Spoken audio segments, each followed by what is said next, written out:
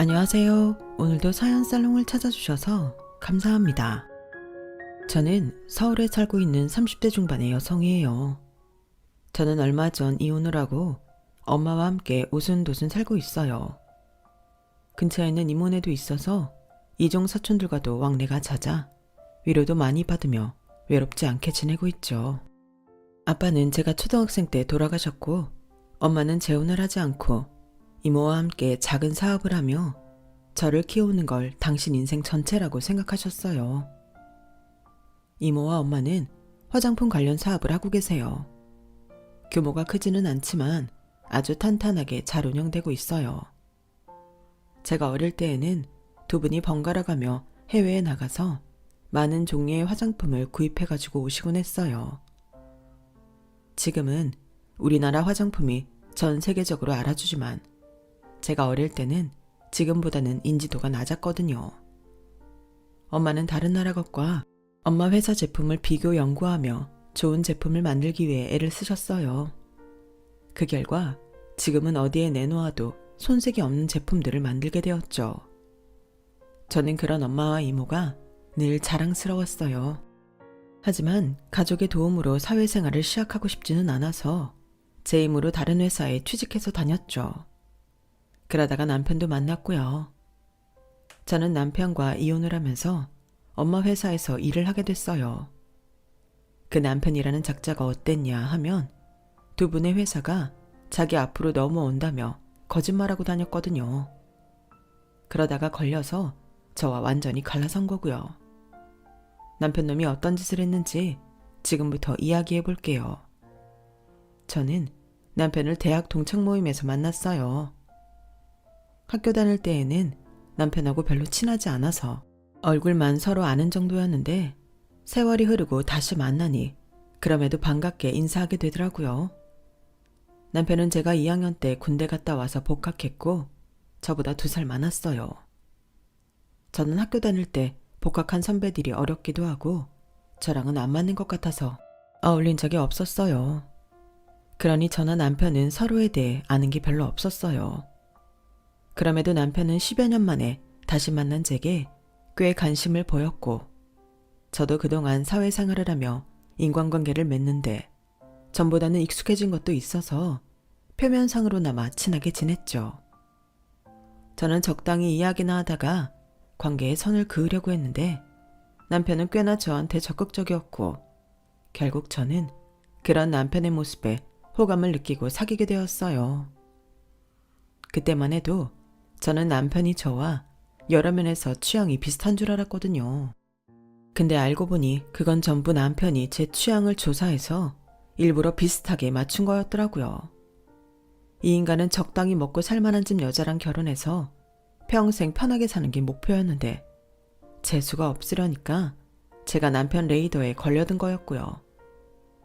다시 생각해도 열받고 왜 저딴 인간인 걸 몰라봤나 제 자신이 미워지기도 하지만 그런다고 달라지는 건 없잖아요. 솔직히 사기꾼 같은 인간들한테 속고 나면 많은 분들이 자책을 하시는데 그쪽에서 작정하고 속이려고 드는 거니 어쩔 수 없는 면도 있다고 생각해요. 그래서 저도 이제는 저 자신을 미워하지 않고 있어요. 아무튼 그 인간은 결혼하고부터 완전 사귈 때와는 다른 모습을 보여줬어요. 매일 술 마시고 새벽에 들어왔고 아침에는 해장한다고 그 새벽부터 매운 닭발 같은 걸 시켜 먹었어요. 저는 그 시간에 배달해주는 식당이 있는 줄도 몰랐어요.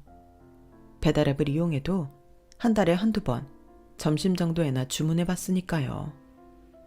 밤부터 오전 7시나 8시쯤까지 영업하는 야식당들이 그렇게 많다는 걸 저는 남편하고 결혼하고 나서야 알았어요. 남편은 늘 술에 취해서는 혀가 꼬부러진 목소리로 이렇게 말하고는 했어요. 윤지원, 너 어디 가서 나만한 남자 만날 수나 있겠어? 나랑 결혼한 거 너 진짜 안 긁은 복권 산 거다. 솔직히 나만한 남편이 어딨냐?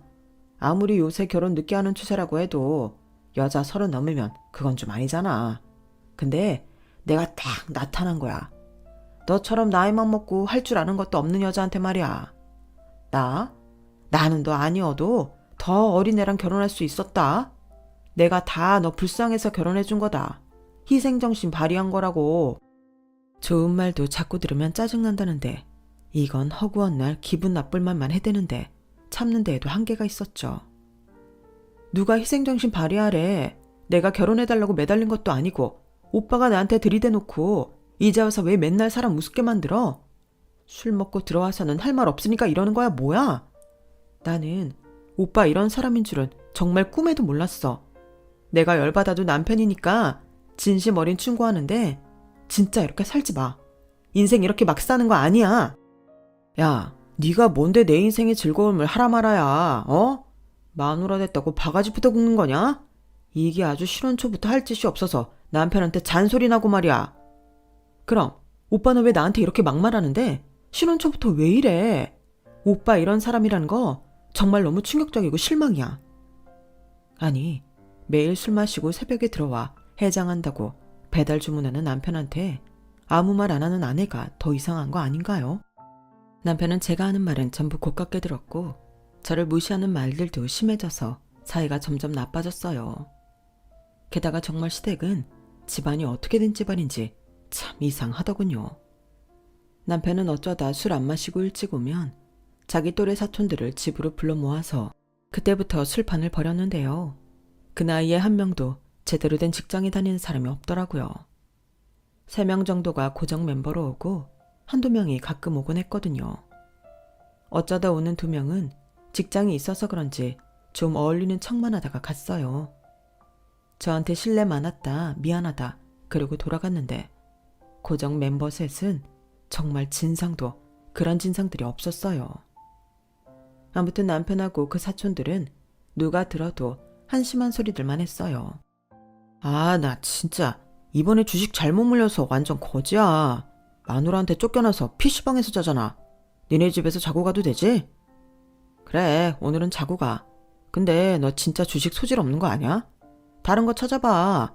그것 때문에 고깃집 하던 것도 날렸잖아.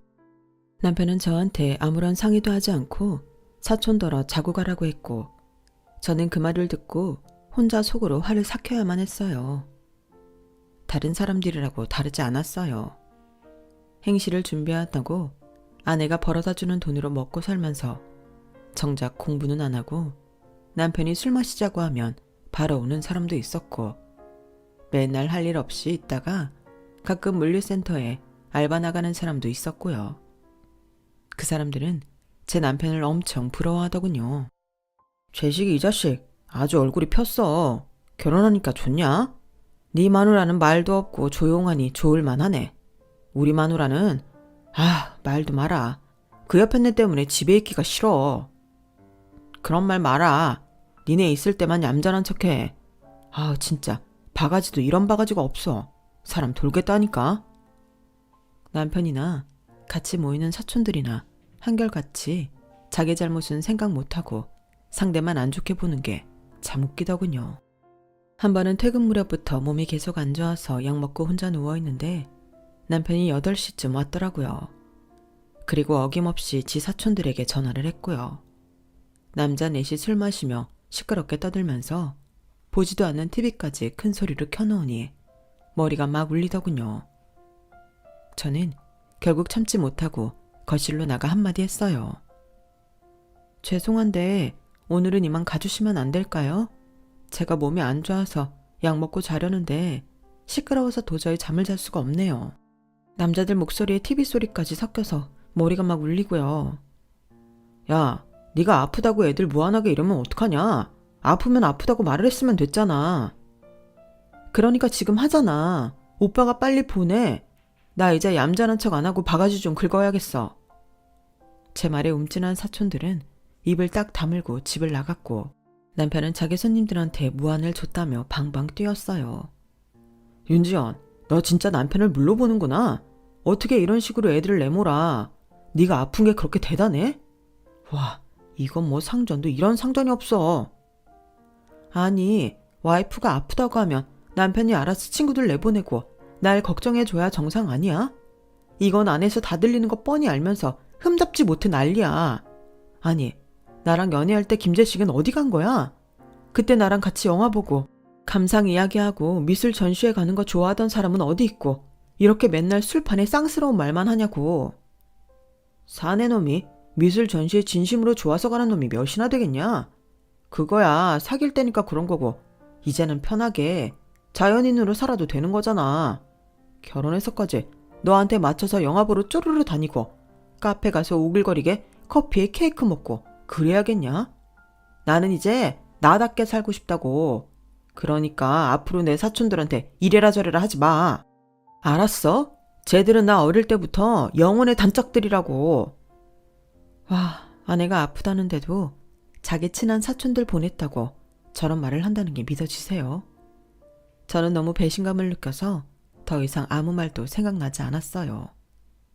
진짜 열받으면 머릿속이 하얘진다고 하잖아요. 그때 그런 걸 찐으로 느껴버린 거죠. 남편의 사촌들은 결혼식 때에나 봤지 그전에는 저한테 소개해주지도 않았어요. 영혼의 단짝이라고 그렇게 몰려다녔으면서 저를 만나는 동안 한 번도 보여주지 않았다는 건 남편도 제가 싫어할 걸 알고 그런 게 아니겠어요? 그런 걸 생각하니 나를 속였다는 게 분명해졌고 저의 화는 점차 분노로 바뀌었죠. 당장이라도 이혼하고 싶은 생각이 굴뚝 같았지만 결혼하고 얼마 되지도 않은 데다가 제가 이혼한다고 하면 엄마도 그렇고 이모 식구들도 얼마나 속상해할지 상상이 가서 쉽게 결정할 수는 없었어요. 저는 일단 이 남자와 제대로 이야기해보고 생활 패턴을 바꾸자고 하던지 서로 조금씩이라도 맞춰가자고 할 생각이었어요. 하지만 이 인간은 자기만 맞다고 주장하는 고집불통이었어요.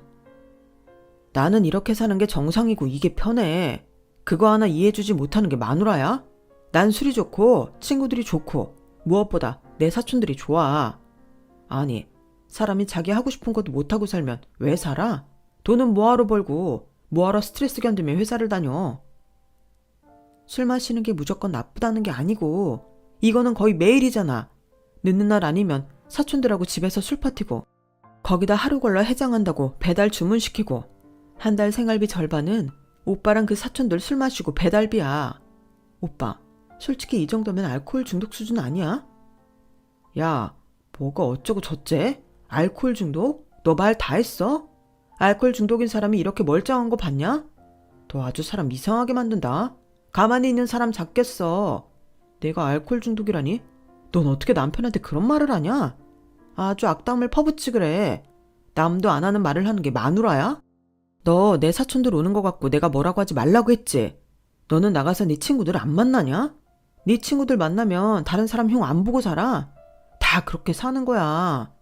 너 은근슬쩍 우리 친척들 와서 생활비가 많이 든다는 식으로 말하는데 걔들 일주일에 많이 와봤자 3번이야. 평소에는 2번, 적게 오면 1번이고. 그리고 밖에서 먹는 술은 순전히 내 용돈으로 사 먹는데 꼭 내가 생활비 다 쓰는 것처럼 말한다? 일주일에 2번 어떤 친척이 술 마시고 밤새 놀겠다고 신혼집에를 와. 오빠는 나랑 살려고 결혼했어. 아니면 신혼집 마련해서 사촌들 불러서 놀려고 결혼했어? 같이 사는 사람은 나야. 같이 사는 사람이 불편하고 생활비에 대해 의견을 말하면 맞추려고 해야 부부 아니야?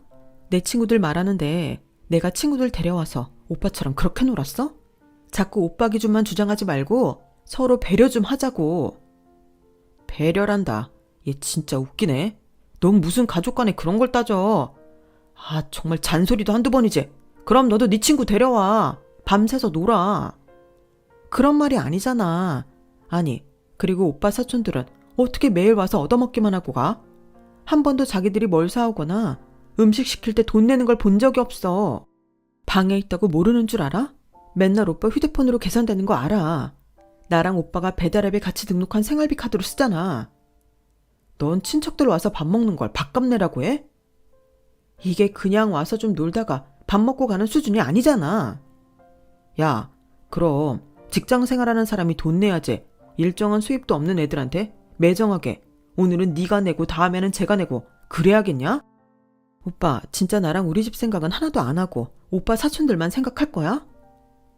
말을 하면 할수록 싸움만 됐고 남편은 완전 일방 통로로만 뚫린 사람 같아 너무 답답했어요. 그러면서도 평생 사람이 저러지는 않겠지 라며 막연하게 시간이 지나면서 조금씩 사촌들하고도 소원해지고 가정을 챙기게 될 거라는 생각을 하기도 했어요.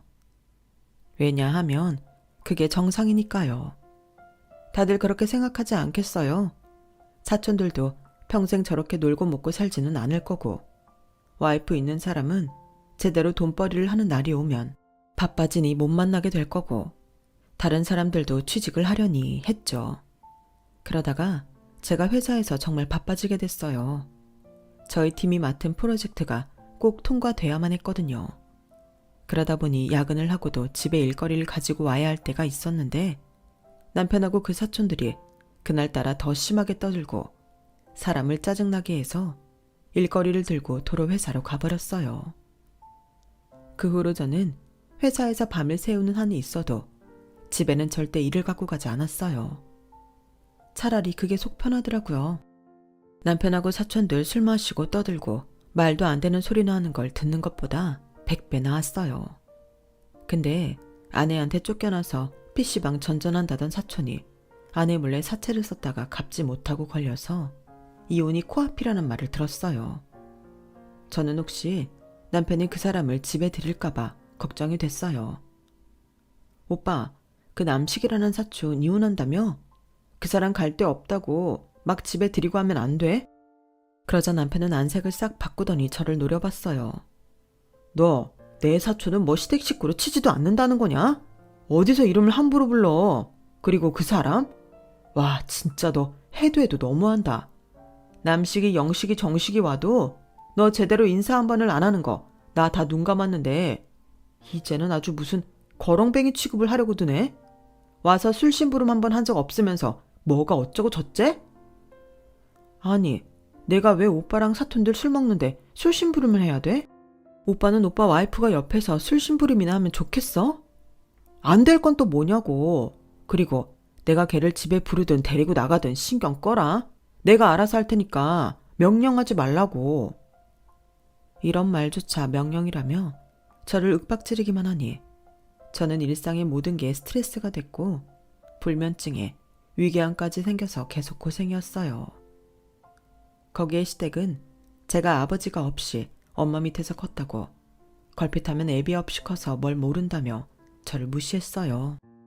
엄마가 속상할까봐 저는 그런 말을 한마디도 하지 않았지만 엄마와 이모가 명절이라고 시댁에 고급 한우 세트에 자연산 전복에 민어 세트를 보낸 걸 보니 속이 뒤집히더라고요.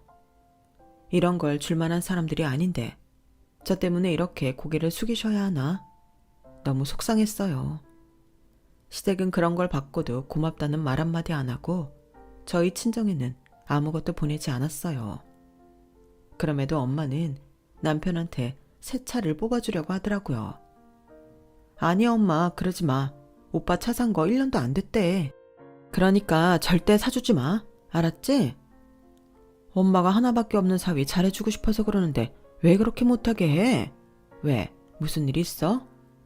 아무튼 해주지 마. 해주려면 그냥 딴 거 해주든가. 그때까지도 저는 엄마한테 남편과 시댁에 대해 솔직히 얘기할 엄두가 나지 않아서 말을 꺼내지 못하고 있었어요. 남편과 시댁의 실체를 알면 얼마나 속이 상하실지, 얼마나 배신감을 느낄지 제가 겪어봤으니 너무 잘할 수 있었죠. 사실 저는 언젠가는 엄마 회사에 들어갈 생각을 하고 있었어요.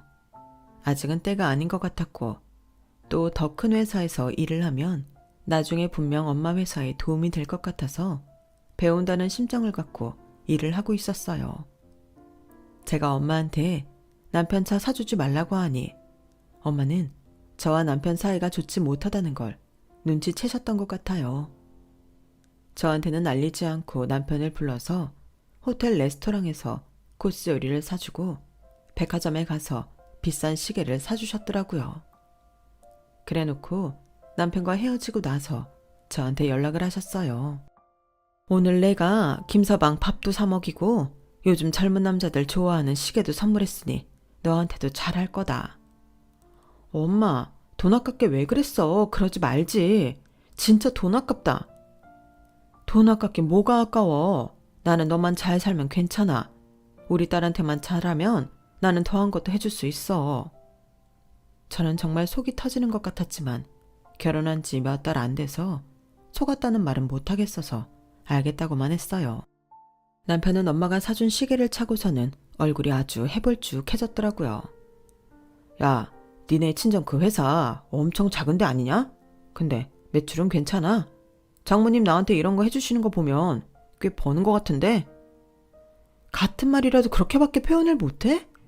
아, 됐다. 내가 무슨 말을 해. 저는 그러고는 먼저 방으로 들어와 버렸어요.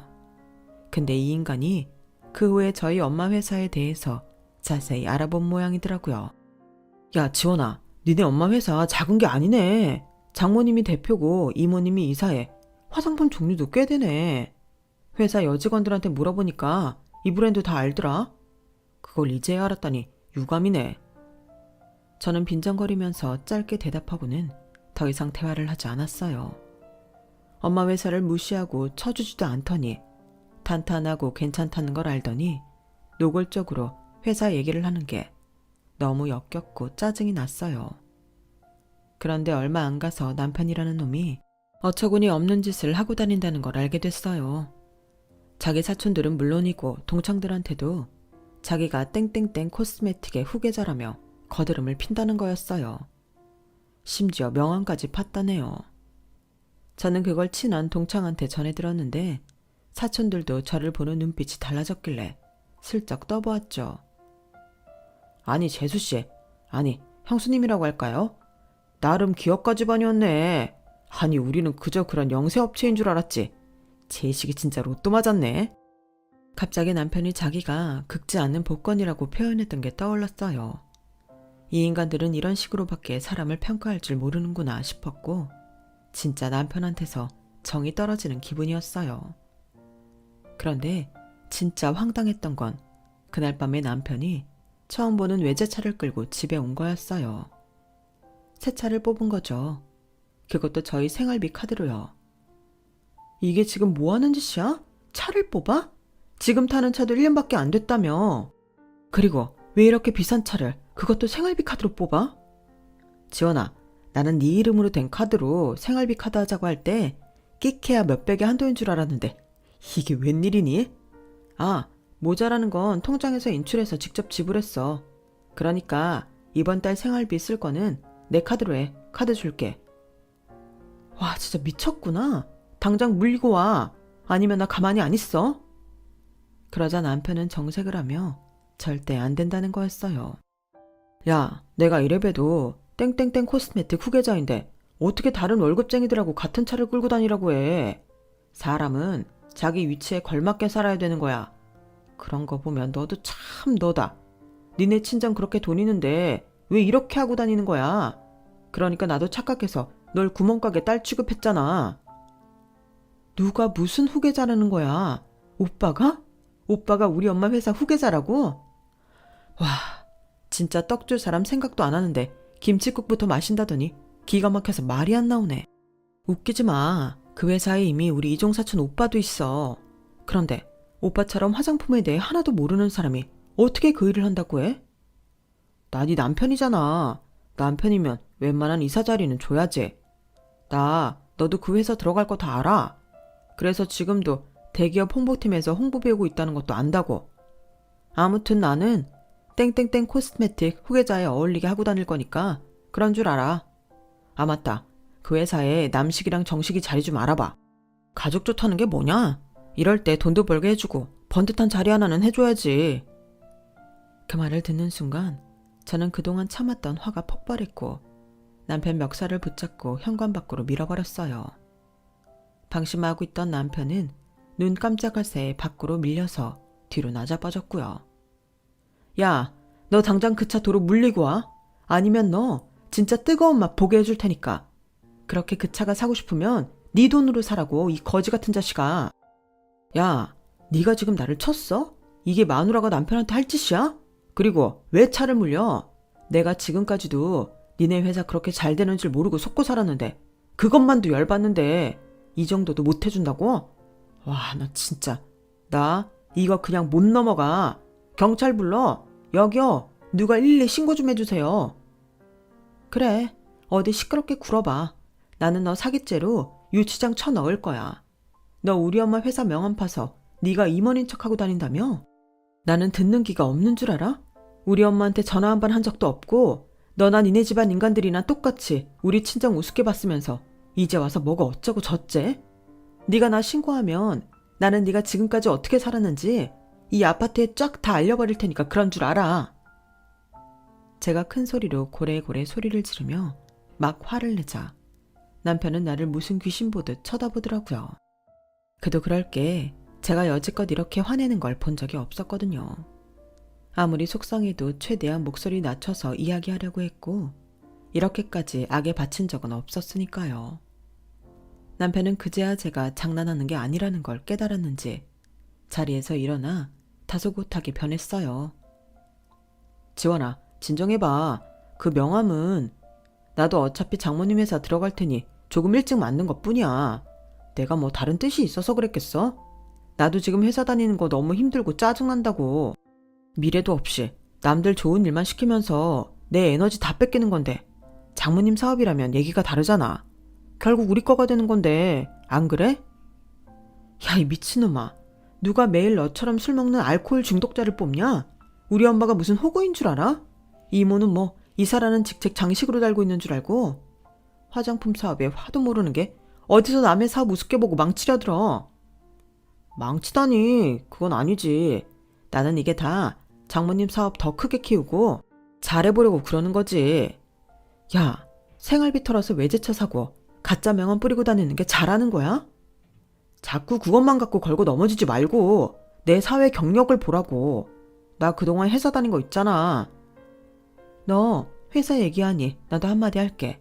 나 동창한테 들었는데 너 회사에서 해고 명단에 있다더라. 하도 술 처먹고 술 냄새 풀풀 풍기고 와서 직원들이 불만이 많대. 너 그런 식으로 하다가 전에 회사에서도 쫓겨났다며. 그래놓고 어떻게 운 좋게 또 회사는 들어갔네. 그래놓고도 그 버릇을 못 고치는 거 보니 넌 구제불능이야. 아닌 게 아니라 동창들이 남편 가짜 명함을 보고 저한테 연락을 해서는 남편이 회사에서 얼마나 엉망인지를 이야기해줬어요. 동창 중에 한 명이 남편하고 전 회사를 같이 다녀서 지금 상황도 듣는다며 전해줬다면서요. 그리고 제가 몰라서 결혼하고 사는 것 같다고 웬만하면 알려야 되지 않겠냐고 걱정했다더군요. 저는 저 이야기를 들었을 때만 해도 남편하고 잘 말해볼 작정이었어요. 그리고 정말 남편이 화장품 사업에 관심이 있는 거면 엄마한테 잘 말해서 회사에 일하게 해볼까도 생각했죠. 그런데 이 인간은 더 두고 볼 것도 없는 막장이었어요. 우리 집이 큰 부자가 아닌 줄 알았을 때는 무시했다가 돈 좀 있는 거 알고는 자기 마음대로 돈 쓰고 다니는 정말 이상한 인간이었던 거예요. 저는 바로 남편 짐을 되는 대로 싸서 아파트 1층까지 옮겨서 주차장에 집어 던져버렸어요. 남들이 보든 말든 상관도 안 했죠. 남의 눈 생각할 겨를도 없었어요. 제 인생에서 그렇게 화가 나본 적은 그때가 처음이었을 거예요. 저는 지나다니는 아파트 주민이 다 보는 앞에서 큰 소리로 말했어요. 너 우리 엄마 이름 팔아서 만든 명함부터 버려. 그리고 이 차 물리던지 아니면 네 돈으로 갚아. 안 그러면 나 진짜 가만 안 있어. 어떤 정신 나간 인간이 마누라 이름으로 낸 생활비 카드에 통장에 돈까지 다 털어서 자기 차를 사. 그러자 사람들이 남편을 보는 눈빛이 달라졌고 남편은 수군대는 사람을 보고 대충 자기 짐을 챙겨서 택시를 타고 아파트 단지를 빠져나갔어요. 저 역시 집으로 돌아와 짐을 챙겨서 바로 친정으로 갔죠. 엄마, 나 정말 미안한데 더는 안 될 것 같아. 도저히 못 살겠어. 결혼한 지 얼마 되지도 않았는데 정말 미안해. 내가 사람을 잘못 봐도 한참 잘못 봤어. 놀란 엄마는 저를 진정시킨 다음 이모를 불렀고 저는 두 분 앞에서 그동안의 일을 낱낱이 다 밝혔어요. 두 분은 충격을 받아 한동안 아무 말도 못하더라고요. 그러더니 잠시 후 엄마가 저를 안아주며 눈물을 흘리셨어요. 엄마 생각한다고 말도 못하고 혼자 끙끙대며 얼마나 힘들었어. 엄마는 네가 힘들게 사는 게 더 싫어. 이런 일은 얼마든지 얘기해도 돼. 네가 나 아니면 어디다 이런 얘기를 할 거야. 이모도 속상해서 옆에서 눈물을 찍어내셨죠. 내 그놈의 자식 가만 안 둘 거야. 우리 승우 불러다가 혼쭐을 내줄 테니까 그리 알아. 두 분은 저한테 고생 많이 했다며 위로를 해주셨고 저는 바로 다음날 변호사를 선임해서 이혼 준비를 시작했어요. 얼마 후 남편에게 이혼 소장을 보내자 남편은 그제야 저한테 전화를 해서 난리를 치더라고요. 이혼이라니 그냥 해본 말인 줄 알았더니 이런 걸 진짜 저지르면 어떡해? 나는 너 기분 풀리면 돌아오려니 하고 있었지. 근데 갑자기 이런 걸 보내서 사람을 놀래키면 어떡해? 지원아, 너 이것도 나 한번 엿먹어보라고 하는 거지? 그래, 네 맘 알았으니까 이제 그만해. 네가 그 나이에 얼마 살지도 않고 이혼하면 인생 뭐가 되겠냐? 고양이 쥐 생각해주고 자빠졌네. 내 인생은 내가 알아서 잘 살 거니까 네 걱정이나 해. 그러고 전화를 끊자 이 인간은 쉴 새 없이 문자를 보냈어요.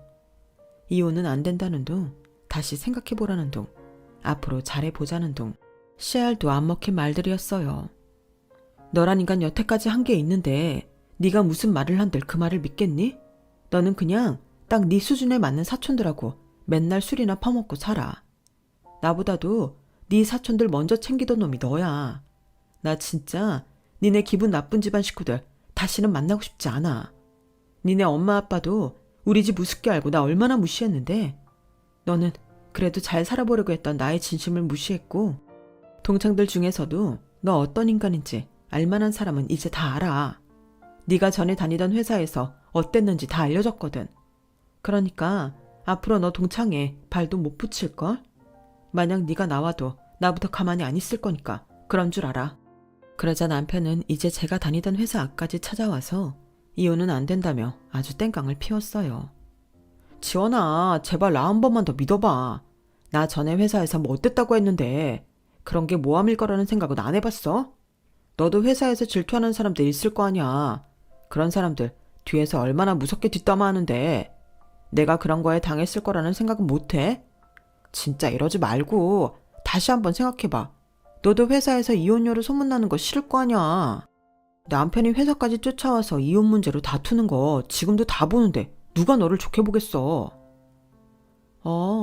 그러니까 지금 네가 나 물먹이겠다고 여기까지 와서 소란을 피우는 거구나. 그래, 잘 됐다. 나 지금 네가 한 말 다 녹음했거든. 이거 이혼 소송에서 증거로 쓸 테니까 그렇게 알아. 너 이혼녀 따위에 단어 쓰면서 나나 돌싱인 여자들 전부 후려친 거야. 그리고 회사에서 사람들이 나를 뒷담화해? 네가 들었어? 너 내가 우리 팀 사람들한테 너 명예훼손으로 고소하라고 할 거야. 그리고 모함? 야, 네가 매일 술 마시고 돌아다니는 거 모르는 사람이 없는데 무슨 모함이야. 말이 되는 소리를 해. 당장 꺼져. 안 그러면 나 가만 안 있는다. 이게 아닌데. 아씨, 윤주원, 너 원래 이렇게 말 세게 하고 안 밀리는 애였냐? 진짜 계산 바뀐대. 라더니 남편은 어쩔 수 없이 돌아갔어요.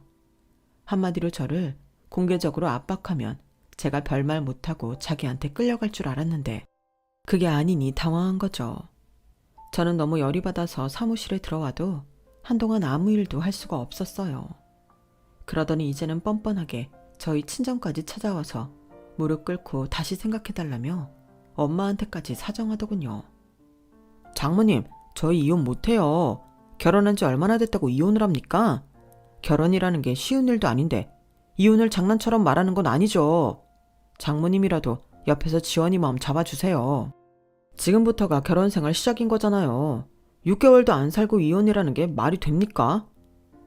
그러자 엄마는 얼음장처럼 차가운 목소리로 말씀하셨어요. 왜 안 돼? 케찹 아닌 인간들하고는 하루라도 빨리 끊는 게 맞지. 자네 내가 좀 알아봤는데 요즘 회사에서도 말썽이 많다며. 그렇게 매일 사는데 무슨 일을 제정신으로 하겠어? 그리고 어떤 정신 나간 엄마가 자기 딸이 매일 남편하고 그 사촌들 술 퍼마시고 잡소리하는 소리에 시달리는 걸 그냥 두나. 이제 안 그럴 겁니다. 저 이제 지원이 잘해주면서 살 겁니다. 그러니 믿어주세요, 장모님. 그렇게는 못하겠네. 자네가 내 사업 우습게 보고 지원이 무시하다가 돈 좀 믿는 거 알고 태도 바꾸는 거잖아. 나는 그렇게 돈 보고 이랬다 저랬다 하는 사람 절대 안 믿어. 처음 결혼시킬 때도 너나 니네 집이 다 마음에 들어서 시킨 거 아니야?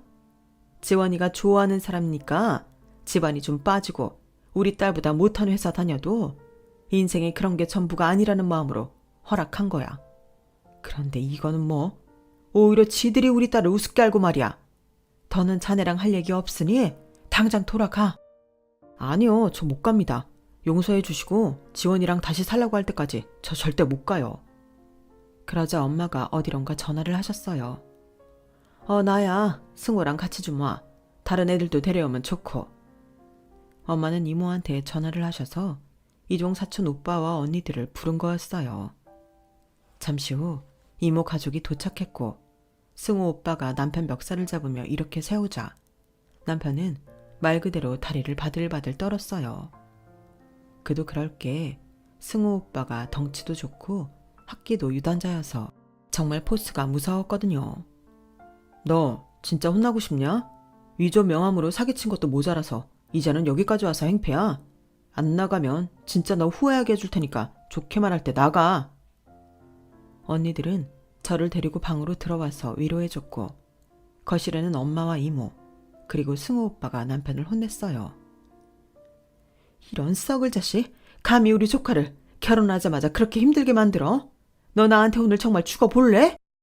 이모가 난리를 치자 그제야 남편은 싹싹 빌었다고 해요. 그러는 걸 승우 오빠가 한 손으로 거의 들다시피 해서 밖으로 내쫓았고요. 그리고 저는 남편과 이혼 소송을 하게 됐고 6개월의 소송 끝에 저의 승소로 지긋지긋한 법정 싸움이 끝났어요. 남편은 차 산 거에 그동안 생활비로 술 마신 돈까지 저한테 갚게 됐죠. 거기에 위자료는 또 따라왔고요. 또 회사 차원에서 남편에게 사기죄로 고소한 게 있어서 남편은 그 재판도 계속 받아야 했어요. 그 재판은 아직도 시간이 더 걸리겠지만 이모 말로는 남편이 벌금형을 물게 될 것 같다고 하더라고요. 남편은 이 일이 회사에 알려져서 안 그래도 해고 대상이었는데 생각보다 더 빨리 잘렸다는 이야기를 들었어요. 저한테 줄 위자료에 차값에 생활비까지 물어내야 되는 남편은 수도권에서 취직이 되지 않아 지방의 어느 작은 영세업체에 취직해서 힘들게 살고 있다더군요. 저를 속이고 저희 엄마 회사를 자기 마음대로 어떻게 해보려고 했으니 그 정도 벌은 당연하다고 생각해요. 시댁에서는 여자 잘못 만나서 신세 망쳤다며 제 욕을 한다길래 제가 한번 전화해서 그런 말 한 번 더 들리면 명예훼손으로 고발하겠다고 했더니 시어머니가 다시는 아무 말 않겠다고 약속하더군요. 저도 이혼 소송 중간에 회사를 그만두고 쉬다가 얼마 전부터 엄마 회사로 출근을 하고 있어요. 지금보다 더 열심히 살아보려고요. 제 이야기는 여기까지예요. 끝까지 들어주신 분들 모두 감사드리고요. 다들 건강하세요. 여러분, 사연 댓글에 응원과 현명한 조언 부탁드려요. 좋아요와 구독은 저에게 큰 힘이 됩니다. 오늘도 좋은 일 가득하세요.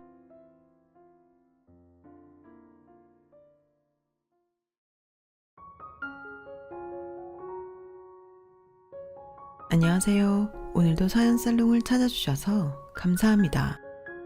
평소 사연 살롱을 애청하는 60대 여자입니다.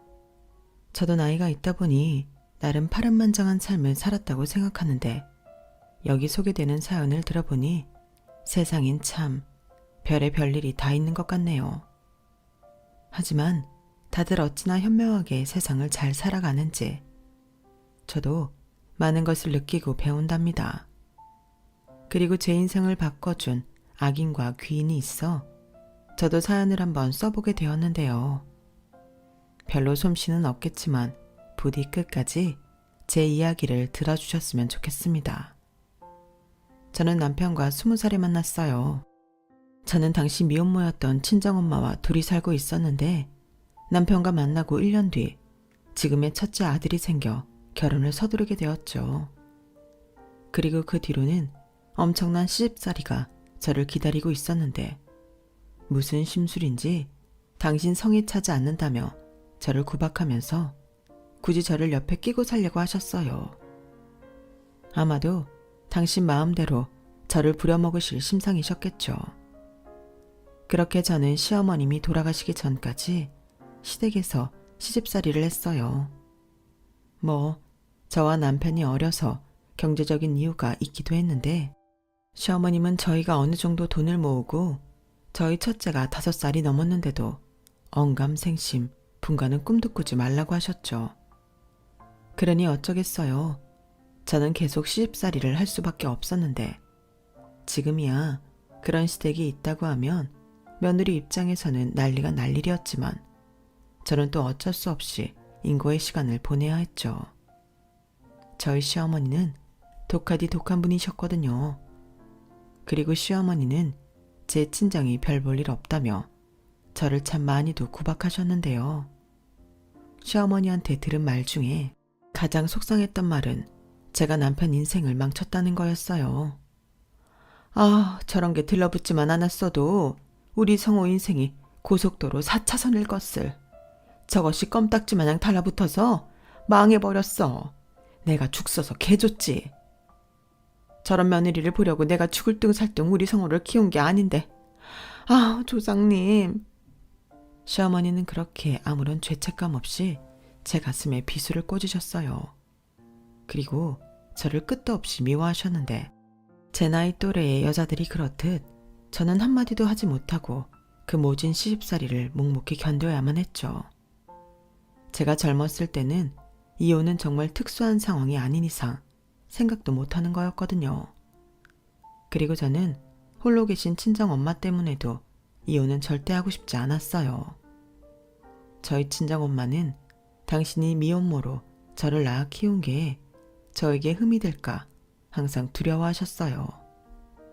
그래서 그런 친정엄마가 걱정하실까봐 그저 친정엄마에게는 시댁에서 잘해주시고 저도 너무 잘 지내고 있다고 거짓말을 해야만 했는데 그렇게 거짓말을 한 날에는 서러움에 복이 받쳐 부엌에서 혼자 눈물도 많이 흘렸어요.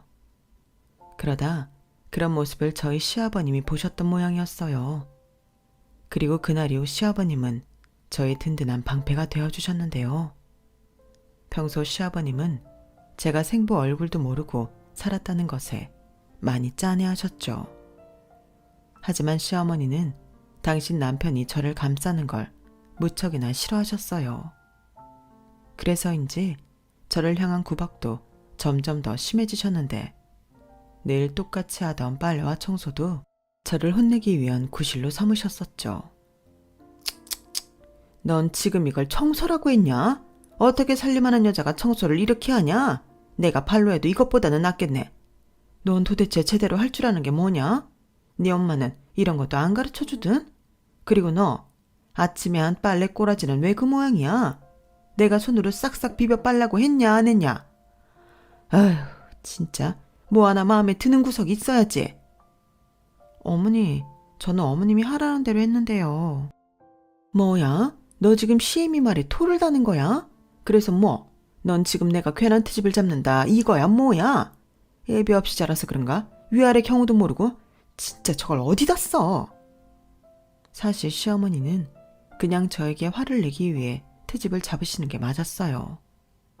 하지만 도끼 눈을 하고 저를 몰아붙이는 시어머니 기세에 저는 바보같이 아무 말도 하지 못했는데요.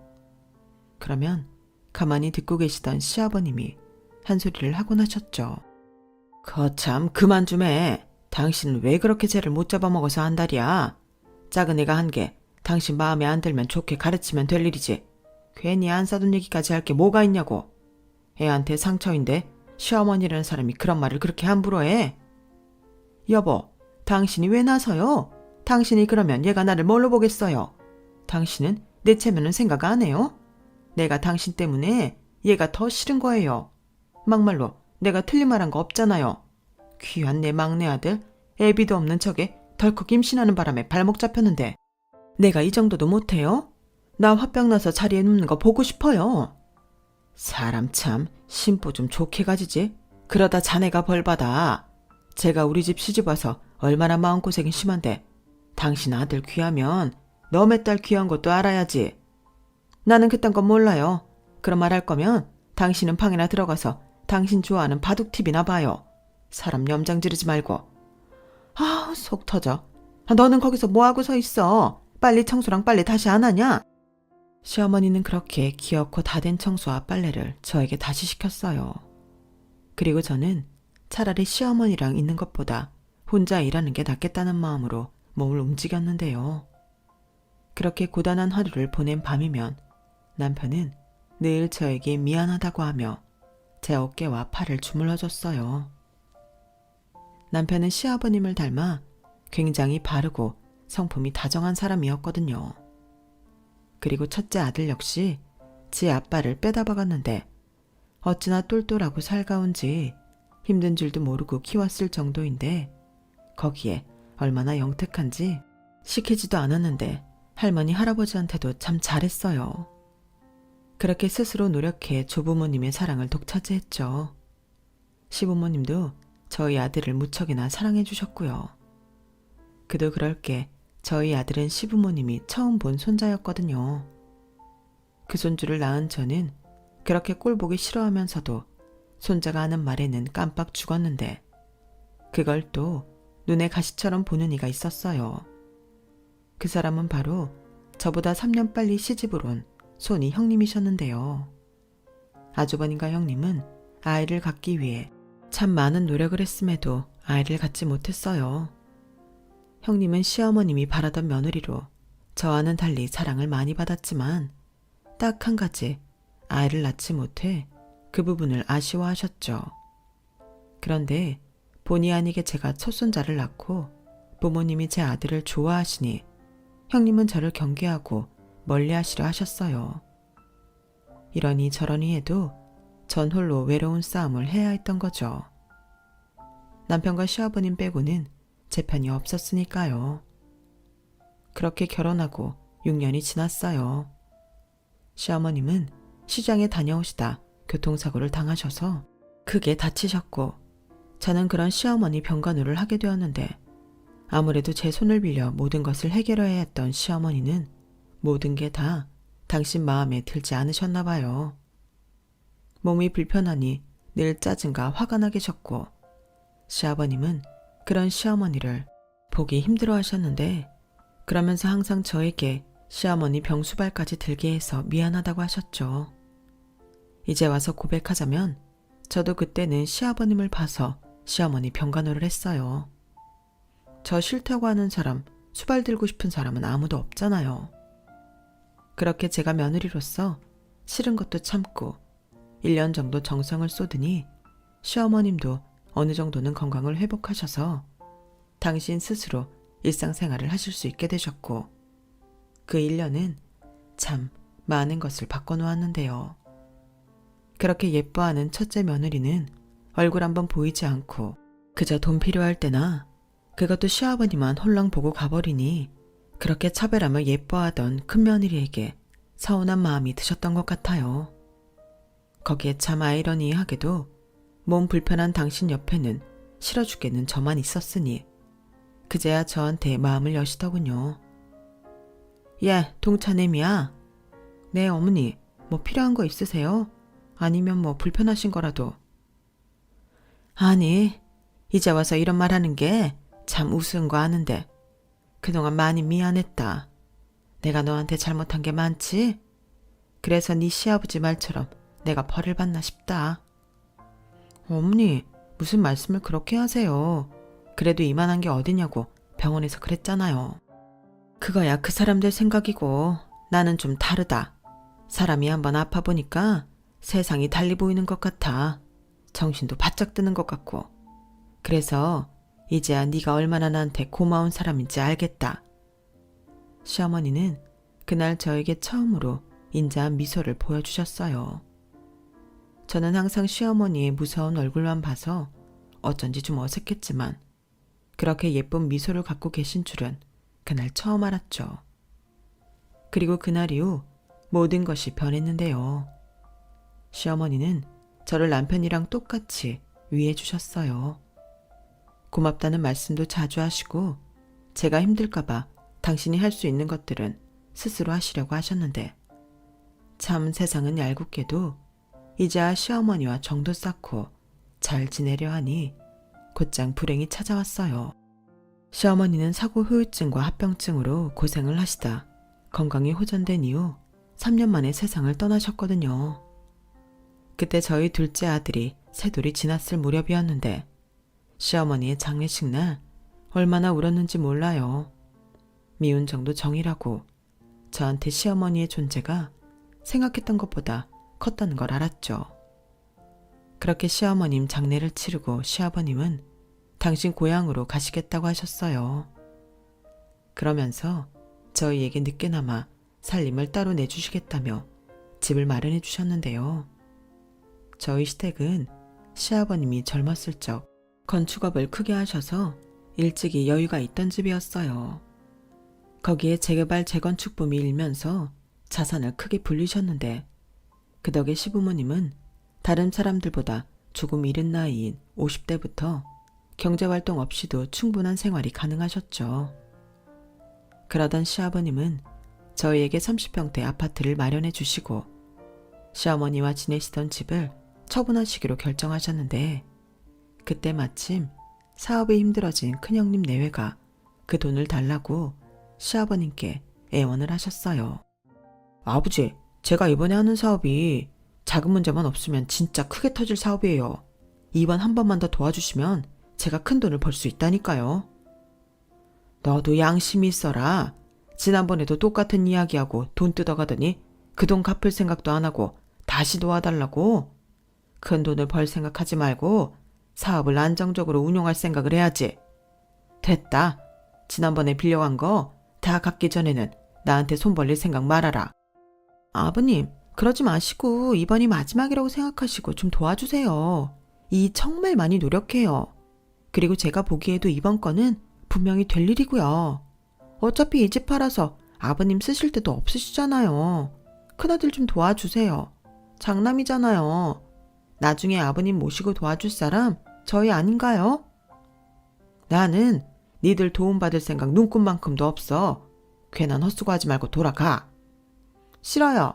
저는 아버님이 돈 주실 때까지 한 발자국도 떼지 않을 거예요.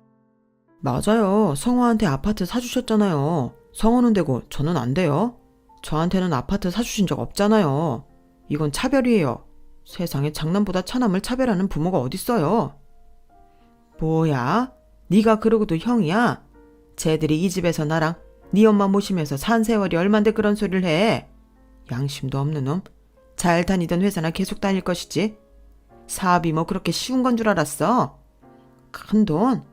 너는 내가 볼 때 그 욕심 버리지 않으면 작은 돈도 어림없다. 네 동생한테 사준 아파트가 그렇게 고깝더냐? 넌 한 것도 없이 뭘 그렇게 받아 챙기려 들어. 염치도 없지. 쟤들이 네 엄마 병수 발들 때 니들은 뭐 했는데? 코빼기도 비치지 않고 지네 아쉬울 때나 찾아와서 돈덩거린 게 다잖아. 됐으니까 내 집에서 썩 나가. 아님 내가 장남이고 뭐고 호적에서 확 파버릴 거다. 아버님, 정말 이러실 거예요? 저희도 그때 사업 때문에 바빠서 그런 거지 일부러 그런 거 아니었어요. 누가 들으면 저희가 아주 못돼 먹은 불효자인 줄 알겠어요. 저희도 억울하다고요. 그러지 마시고 한 번만 이해 좀 도와주세요. 저희가 저희만 쫓아고 이러는 거 아니에요. 저희가 잘 돼야 서방님네도 돕고 우리 집안도 잘 돌보죠. 너는 참 말은 잘해. 근데 니들한테 쟤들 도와주라고 누가 그러든? 이 집안도 내가 있는데 무슨 걱정이야? 괜히 말로 어떻게 해보려고 그러지 말고 스스로 노력해서 잘 살 생각을 해. 니들이 안 나가면 내가 나가마. 시아버님은 그렇게 크게 화를 역정을 내시고 집 밖으로 나가셨어요. 그러자 바닥이 꺼져라 고개만 숙이던 아주버님은 애먼 저희 남편한테 원망하듯 이렇게 말했는데요. 들었지? 아버지는 항상 저런 식이야. 어머니는 그래도 내가 장남이라고 잘해주셨는데 이젠 어머니도 없으니 나야말로 찬밥 신세다. 나는 이 집 장남도 뭣도 아니라고 하니 앞으로 네가 알아서 아버지 모시고 다 해. 나는 그냥 고아라고 생각하고 살 테니까. 일어나. 저 양반 절대 우리한테 돈 안 줘. 포기하고 당신 집에 가보자.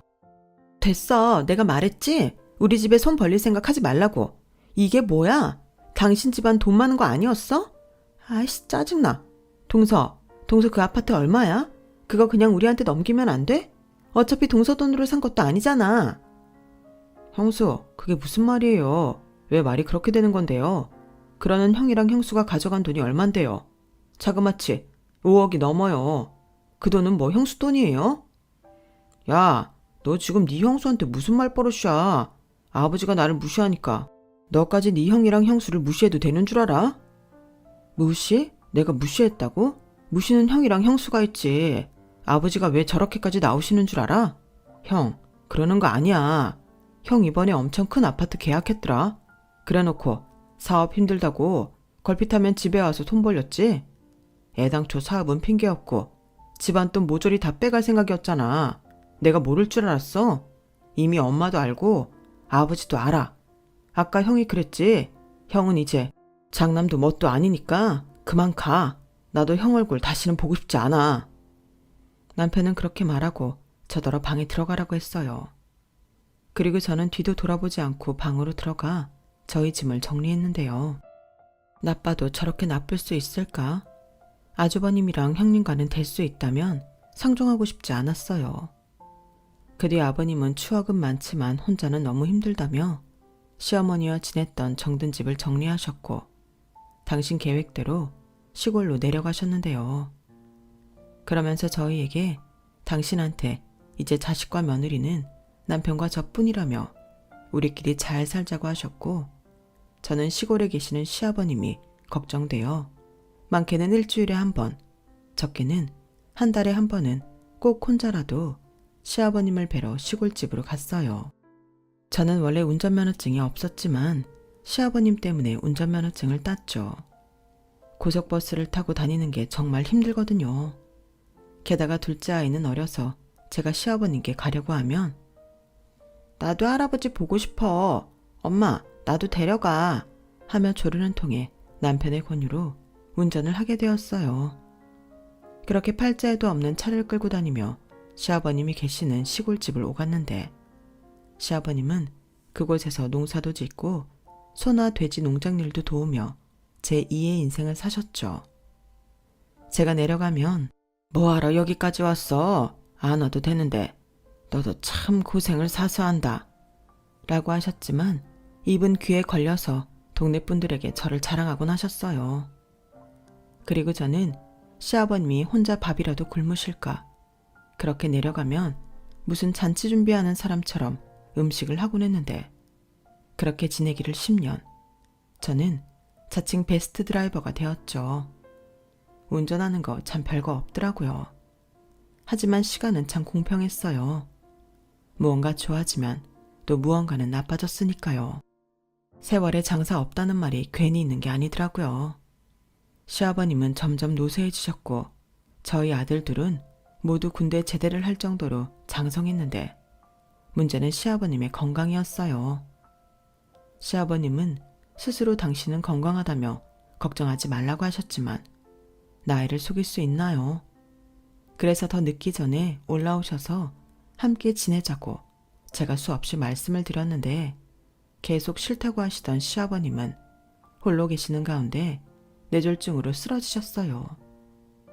부끄럽지만 시아버님께 그런 전조 증상이 있는지 몰랐던 저는 아버님이 쓰러지셨다는 말에 얼마나 놀랐는지 손과 발이 그렇게 떨릴 수가 없더군요.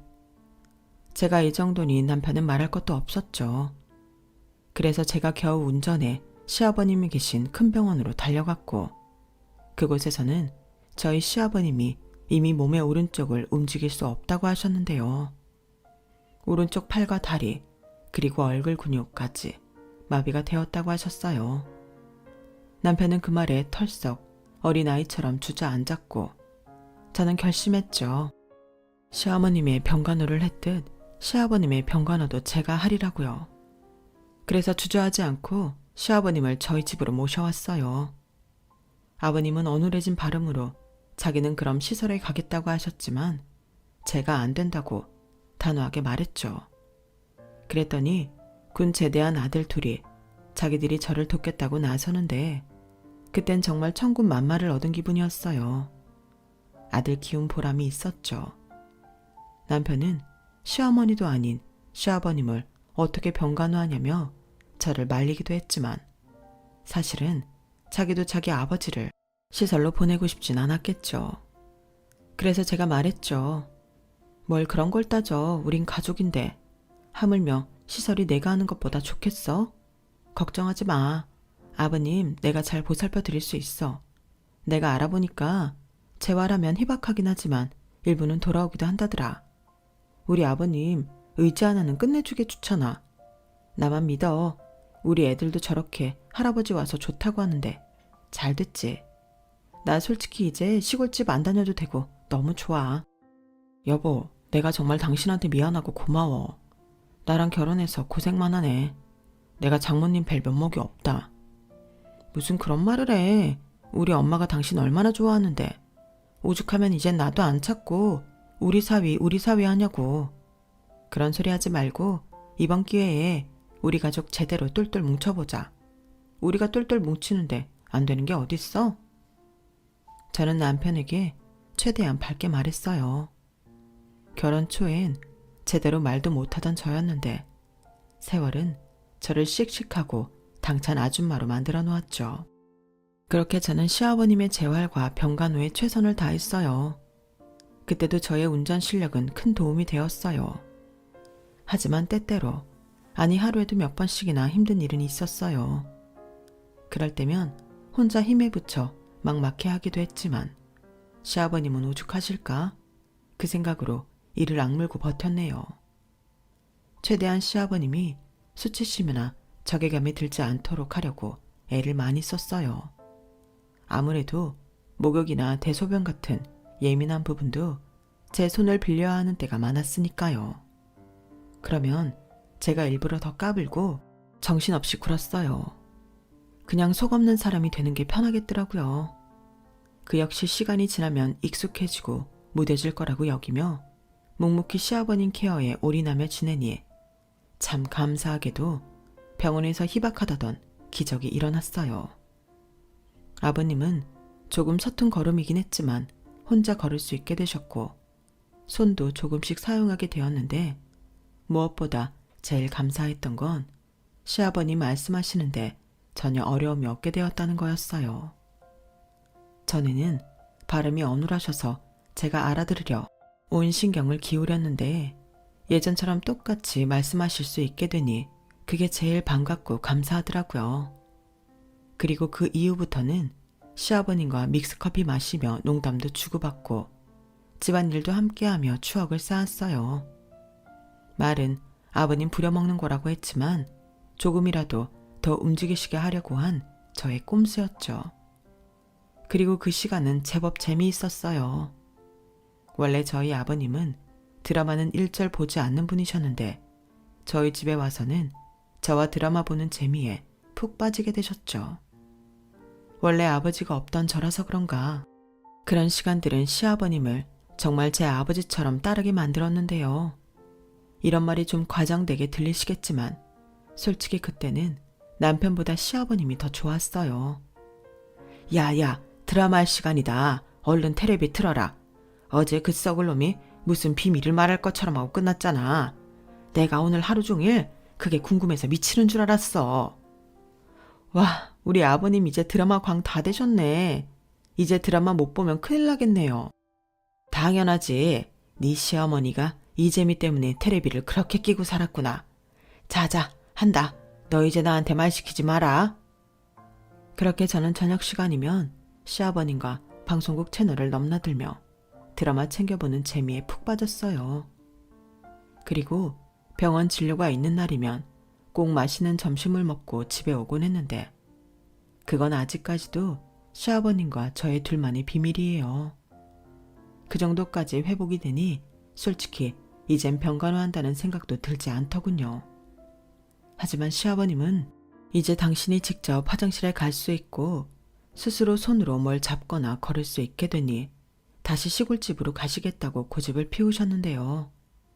그러는 과정에서 저랑 좀 다투기도 했어요.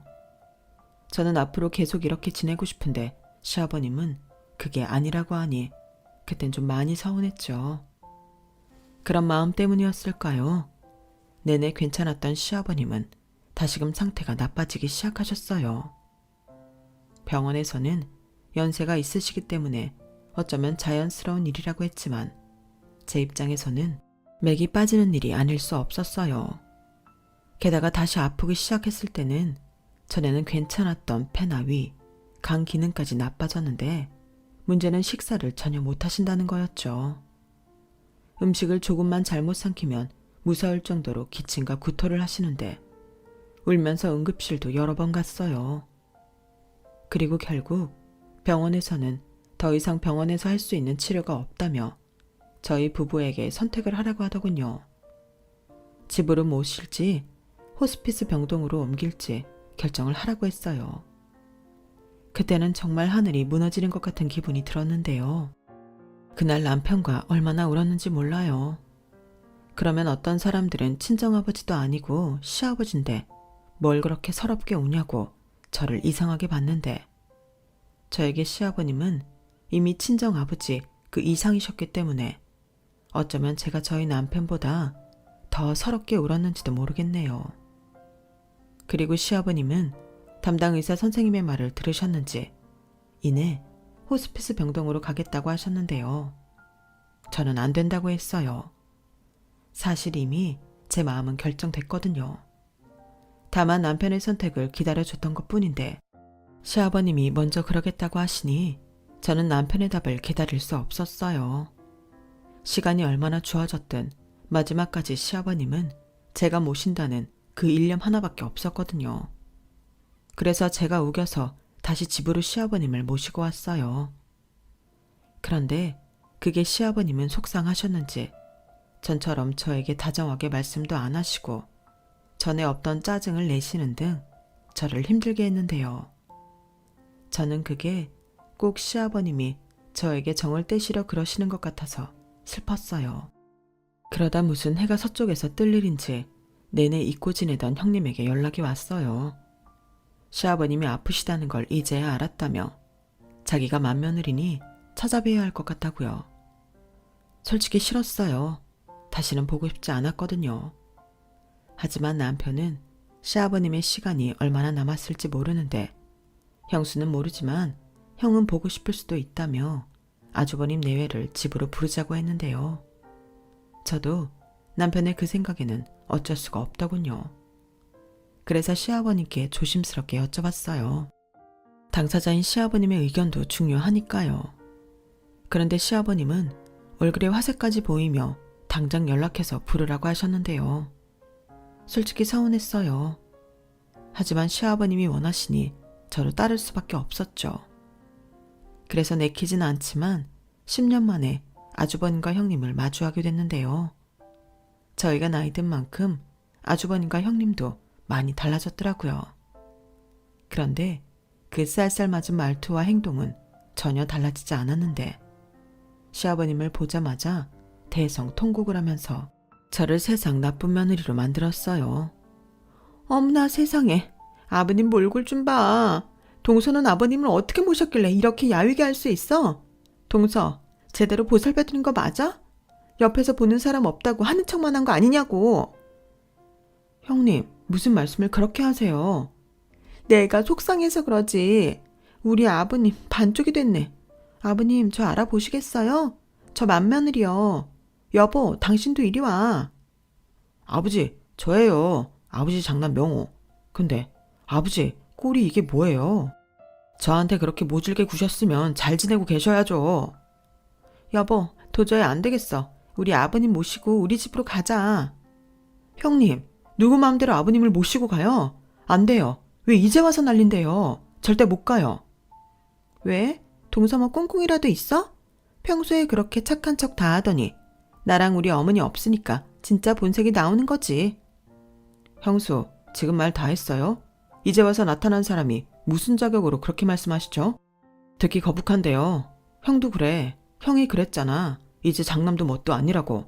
근데 이제 와서 왜 이래? 왜? 아버지 위독하다고 하니까 유산 욕심났어? 뭐야? 넌 형을 그렇게 인간말종으로 알았냐? 나도 먹고 사느라 힘들어서 몰랐어. 아버지가 그랬잖아. 내 힘으로 살라고. 그래서 정말 열심히 살았는데 뭐? 너야말로 이렇게 되기 전에 형이 나한테 연락을 했어야지. 너야말로 날 무시한 거 아니야?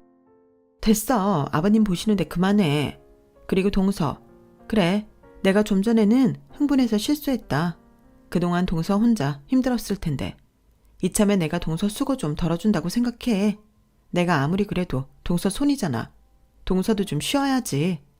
그러니까 오늘 당장 아버님 우리가 모시고 갈게. 우리도 이미 다 알고 그럴 작정으로 온 거야. 네, 아버지. 저희 집으로 가요.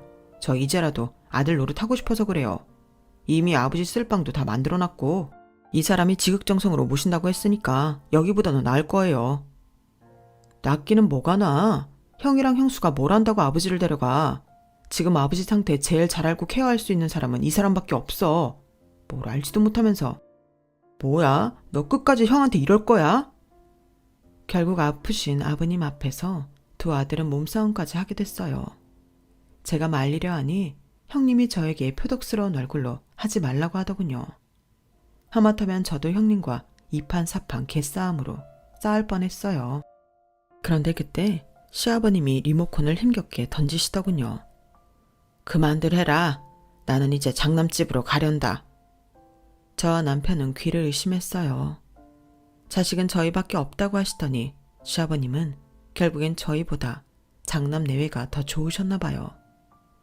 솔직히 그러면 안 되는데 그때는 배신감에 서러워 눈물밖에는 나지 않더군요. 남편도 마찬가지인지 시아버님께 왜 그러냐고 이유라도 물어볼 만한데도 아무 말도 하지 않았어요. 그렇게 다음 날 시아버님은 아주버님 댁으로 가시기로 했죠. 그러면서 저에게 그동안 수고한 값이라며 봉투를 하나 내미셨는데요. 저는 안 받겠다고 했어요. 그거 받으려고 한 것도 아니었고 그 봉투를 받으면 정말 제가 한 것이 별 볼일 없는 일이 되는 것 같아서 싫다고 했어요. 그러자 시아버님은 그러거나 말거나라며 제 앞에 봉투를 툭 던져놓고 형님의 부축을 받으며 저희 집을 떠나셨는데요. 너무 속상해서 가시는 길도 제대로 배웅하지 않았어요. 그게 아직까지도 저의 한이 되었죠. 그날 시아버님이 떠난 집은 참 많이 썰렁하고 허전했어요. 원래도 우리 가족밖에 없던 집이었는데 시아버님이 안 계신다고 생각하니 집이 낯설더라고요. 하지만 안 그런 척 하고 싶었어요. 시아버님도 아무런 망설임 없이 가셨는데 저도 씩씩하게 아무렇지 않고 싶더라고요. 그래서 닥치는 대로 청소를 하며 끊임없이 움직였어요. 그렇게 체력을 모두 쏟아내고 잠이 들어야 잘 수 있을 것 같았거든요. 하지만 제 의지와 달리 눈물은 하염없이 흘렀는데 남편이 그러더군요. 당신도 이제 그만해. 내가 걱정돼서 퇴근하는 길에 형 집에 가봤는데 그 집 진짜 넓고 좋더라.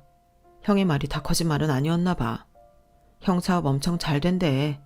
그리고 그 집 바로 앞에 대학병원도 있는데 솔직히 여기보다는 거기가 좋지. 그리고 아버지한테 전화했는데 아버지가 웃으시더라. 그거면 된 거 아니야? 사실 호스피스 병동 가고 싶으신 거 모시고 왔다고 내내 자기한테 화만 냈잖아. 자기도 할 만큼 했어. 내가 다 미안할 정도로 아주 잘했어. 누가 자길 며느리로 알아? 딸이지. 딸은 무슨. 그러신데 그렇게 홀랑 가신다고? 나는 우리 아버님은 좀 다르신 줄 알았어. 근데 우리 아버님도 어쩔 수 없네. 그래, 장남이 좋겠지. 이러니 저러니 해도 장남이잖아. 됐어. 형님 말대로 나도 이제 좀 쉴 수 있어서 좋지. 다음에도 없는 소리 하네. 그래도 그렇게 생각하고 우리 좋은 마음으로 있자. 아버지가 좋다잖아. 그럼 된 거지. 남편은 연신 제 어깨를 토닥이며 저를 달랬어요. 그래서 저도 머리로는 그래, 시아버님이 좋으면 됐다 하고 생각하려 했는데요.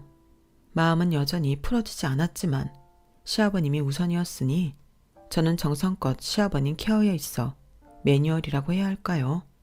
주의사항과 챙겨드려야 할 것들을 정리하기 시작했어요. 그리고 그걸 가지고 남편이 얘기한 형님 집으로 갔죠. 그러자 형님은 좀 놀라는 눈치로 문을 열어줬는데 들어오라고 했어요.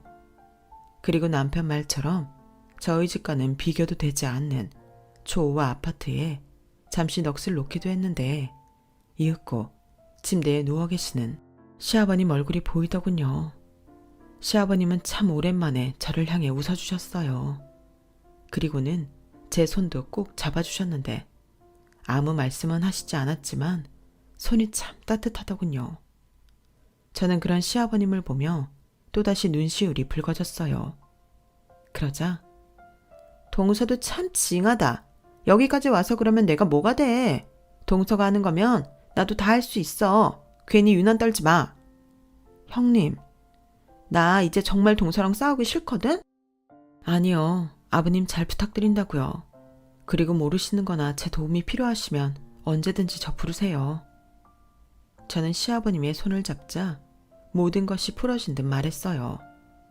그러자 시아버님이 마치 저를 칭찬하시는 듯 제 손을 톡톡톡 토닥여줬는데요. 거기 더 있다가는 주책 없이 눈물바람만 할 것 같아서 서둘러 집으로 돌아왔네요. 그리고 항시 핸드폰에 눈을 떼지 않고 지냈어요.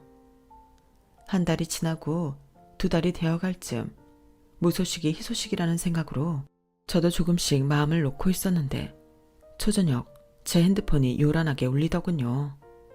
발신인을 확인하니 형님이셨어요. 저는 다급하게 전화를 받았죠. 그러자 형님이 동서, 지금 빨리 땡땡병원 응급실로 와. 아버님이 시간이 얼마 남지 않은 것 같아. 아버님이 동서 보고 싶대. 동서 이름만 부르셔. 빨리 와. 라고 하는데 앞치마를 벗을 새도 없이 저는 미친 듯이 운전해서 형님이 말한 병원으로 달렸어요. 이제 와서 말하는 거지만 그때 사고가 나지 않은 건 하늘에서 저희 시아버님이 저를 도운 게 분명합니다. 그만큼 저는 위태롭게 병원으로 향했고 마침 남편에게 전화가 와서 이리로 곧장 오라고 말했는데요. 제가 병원 응급실로 달려가니 시아버님은 정말 힘겹게 겨우 숨을 내쉬고 있었어요. 그 모습이 얼마나 힘들어 보이는지 저는 얼른 달려가 시아버님의 손을 잡아드렸어요.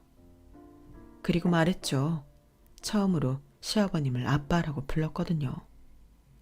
사실 아주 오래전부터 그렇게 부르고 싶었는데 부끄러워서 그러지 못했어요. 그리고 시아버님의 손은 여전히 따뜻했는데 어쩐지 제가 잡은 시아버님 손에 힘이 느껴졌어요. 마치 우리 주연이 왔니? 내가 아까부터 너 많이 기다렸어.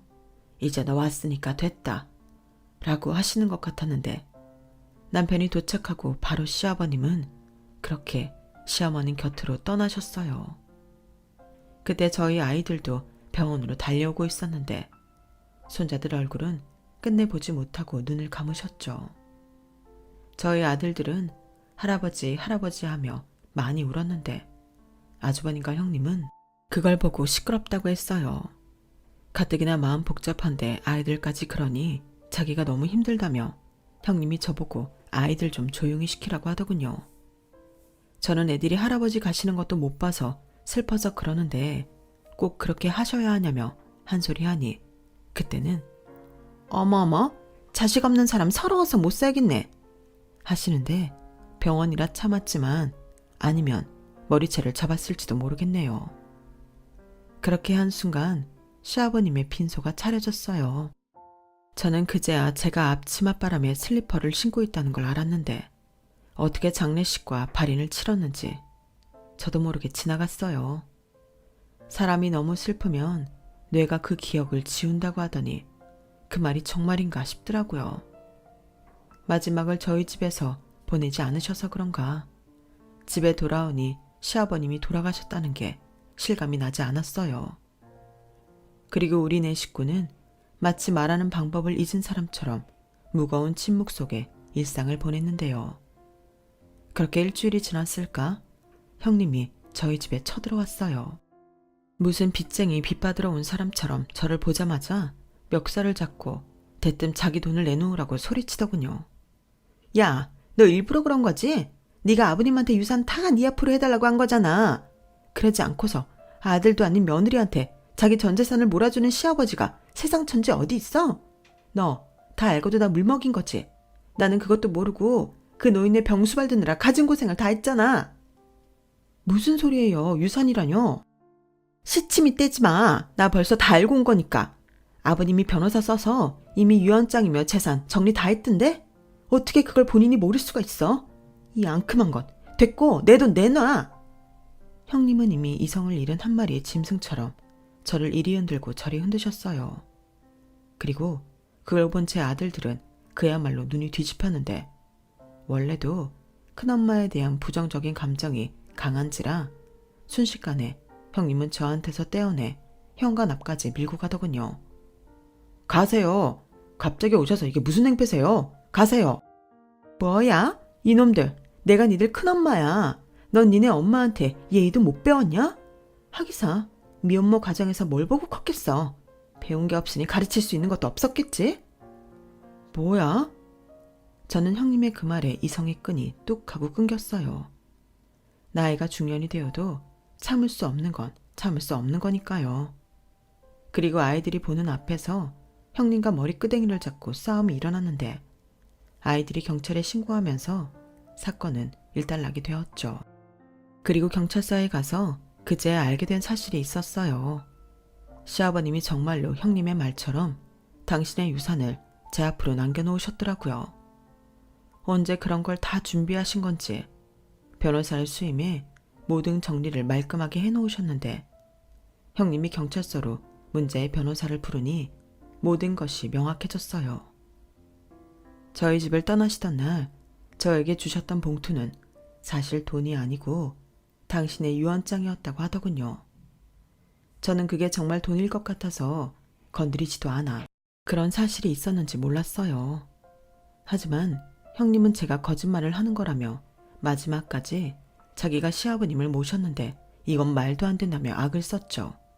억울하다고요. 그러자 변호사는 이미 준비를 했다는 듯 시아버님 유산 상속이 있어 자격이 전적으로 저한테만 있다는 증빙 자료를 꺼내 보여주셨는데 그 자료는 다름 아닌 시아버님 당신의 일기셨어요. 그 일기엔 저와 무엇을 어떻게 했는지 저희의 일상이 빼곡하게 담겨 있었죠. 저는 그런 걸 남겨놓으셨을 거라는 건 까맣게 모르고 있었어요.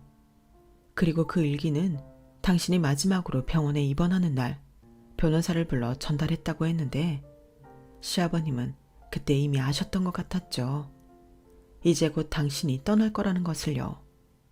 그리고 별로 궁금하지 않아 여태 모르고 있던 시아버님의 재산을 알게 되었고 무려 제 앞으로 땅과 건물을 포함해 현금 자산까지 30억 가까이 되더군요. 정말 남편과 저희 아들들 이름은 단 한 번도 언급되지 않았어요. 다만 원하면 제가 알아서 재산을 분배할 수 있다는 조항을 달았는데 특이한 사항이 있더군요. 아주버님과 형님은 절대 안 된다는 조항이었어요. 본인의 장남 명호 그리고 그차 아내지는 이미 사업 명목으로 받아간 돈이 상당해 유산 상속에서 제외함. 상속자가 원해도 유산 상속은 불가. 라고 친절하게 명시되어 시아버님 도장까지 찍혀 있다 보니 이건 정말 빼박이긴 했어요. 아마 그래서 형님이 더 열이 받았던 거겠죠. 어떻게든 명분을 만들어 유산을 나눠 갖고 싶은데 저렇게 명시가 되어 있으니 양만 바짝 오른 것처럼 보였어요. 그러자 아주버님은 자기가 법으로 하겠다며 큰 소리를 쳤는데 아무런 소용은 없었던 것 같아요. 그 뒤 저희는 아무런 연락도 우편도 받지 못했거든요. 중간에 포기할 사람들이 아니라는 남편 말에 추측해보면 시아버님이 너무 명확하게 벼보를 정리해놔서 그걸 맡아줄 변호사가 없던 게 아닌가 생각합니다.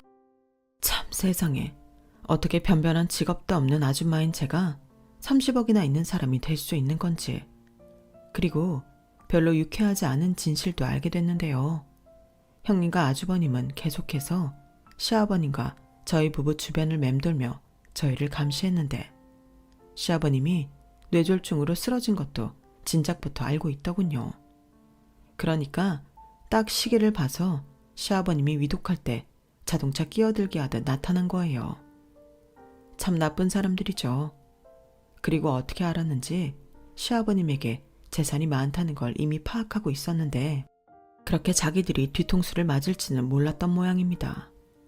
결국 아주버님과 형님은 그놈의 돈 때문에 이혼을 했어요. 아주버님은 뒤늦게 저희를 찾아와 형님이 그렇게 시아버님의 재산에 침을 흘렸다며 시아버님의 유산이 모두 제 앞으로 오자 형님은 모든 원망을 자기 남편인 아주버님께 쏟았다고 했어요. 자기가 그 노인네 돌보느라 얼마나 힘들었는지 아냐며 지금 갖고 있는 재산들 전부 자기한테 주고 몸만 꺼지라고 했다는군요. 그래서 소송에서 둘이 진흙탕 싸움하고 판사님이 둘이 똑같다며 반반씩 재산 분할도 해줬다는데 이혼하고 나서 보니 자기가 너무 등신 같아서 저희를 찾아왔대요. 뒤늦게나마 자기 잘못을 저희한테 용서받고 싶다고요. 하지만 저희 남편은 그런 형을 차마 용서하지 못했어요. 지금까지 그렇듯 서로 형제는 없다고 생각하고 살자고 아주버님을 밀어냈죠. 나 돈 때문에 그러는 거 아니야. 형이 오해해도 어쩔 수 없는데 형수 때문이든 그게 아니든 난 형 평생 용서 못해. 그러니까 그냥 형은 형대로 살아. 우리 서로 무소식이 희소식이라고 생각하고 살자. 형이 정말 나랑 우리 집사람한테 미안한 마음이 있다면 이제 찾아오지 마. 나 형 보면 아버지 생각나서 힘들어. 남편은 화도 내지 않고 진심으로 말했어요. 그러자 아주버님은 고개를 푹 숙이고 알겠다며 자리에서 일어나는데 그게 제가 아주버님을 본 마지막 모습이네요. 솔직히 저도 남편처럼 아주버님을 용서할 순 없지만 그냥 마음 한켠이 씁쓸했어요. 형제간에 그리고 동서간에 우애 있게 잘 지냈다면 얼마나 좋았을까. 그러면 시어머님도 시아버님도 참 많이 좋아하셨을 텐데 그런 생각이 들었거든요. 그래서 말로는 꺼내지 못했지만 늦게라도 아주버님이 사람답게 시부모님 아들답게 남은 인생을 성실하게 살았으면 합니다. 그 일이 벌써 무려 4년 전 일이에요. 큰애는 얼굴도 마음도 예쁜 아가씨랑 결혼해 분가해서 살고 있고 둘째는 비혼이라나 뭐라나 하면서 아직 저희랑 같이 살고 있는데 시아버님이 쓰시던 방은 아직 그대로 있습니다. 솔직히 치울 마음이 없어서 그대로 두고 있어요. 그리고 잠이 오지 않거나 마음이 복잡할 때는 그 방에 가서 시아버님이 남겨놓은 일기를 읽어보는데 그 일기를 읽고 있으면 마치 아직도 시아버님이 계시는 그런 기분이 들어요. 제가 아버지 없이 자라서 그런지 늦게 받은 아버지의 정을 어쩔 수가 없나 봐요. 남편도 처음엔 그냥 빨리 정리하자고 하더니 이젠 저 하고 싶은 대로 하라고 하더라고요. 자기 아버지인데 저한테 뺏겼다고 하면서요. 저희 부부는 아직도 종종 시아버님 이야기를 하곤 해요. 남편은 이제 은퇴해서 저와 시간을 많이 보내주는데 솔직히 시아버님과 둘이 있을 때만큼 재미있지 않은데요. 그 아버지의 그 아들인데 그 부부는 아버지를 닮지 않았나 봅니다. 그래도 어째요. 제 하나뿐인 남편인 것을요. 그리고 시아버님이 남겨주신 유산은 아직까지 한 푼도 쓰지 않고 잘 보관하고 있어요. 아무래도 저한테 주시긴 하셨지만 우리 집안을 위해 쓰는 것이 맞는 것 같아 잘 보관했다 유용하게 쓸 생각입니다. 아마 그러라고 저한테 남겨주신 거겠죠. 제 사연은 여기까지예요.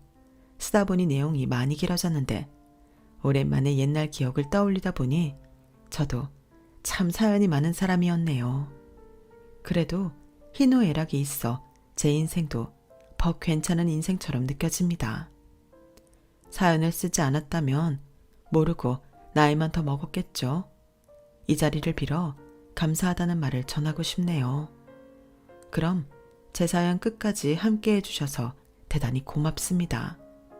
늘 몸 건강, 마음 건강 잘 챙기시길 바랍니다. 여러분, 사연 댓글에 응원과 현명한 조언 부탁드려요. 좋아요와 구독은 저에게 큰 힘이 됩니다. 오늘도 좋은 일 가득하세요.